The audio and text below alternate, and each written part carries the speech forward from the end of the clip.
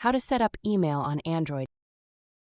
Hey guys, in today's video, I'm going to show you how to set up your email on any Android phone in under 2 minutes. So make sure to watch this video till the end, and let's get started.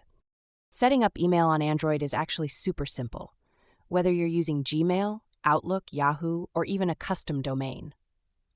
Most Android phones already come with the Gmail app pre-installed, and that app isn't just for Google accounts. It supports multiple email services in one place. All you need to do is open the Gmail app.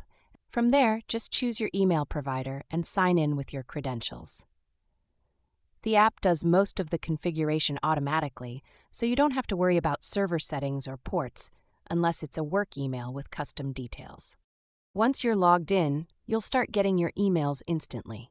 You can manage multiple accounts, organize them into tabs, and even set up custom notifications if you want to keep things focused. It's a fast and reliable way to stay connected, and you don't need to download multiple apps, just one inbox for everything. That's all for the video. If this saved you time, don't forget to like, share, and subscribe for more easy tech tips. Catch you in the next one.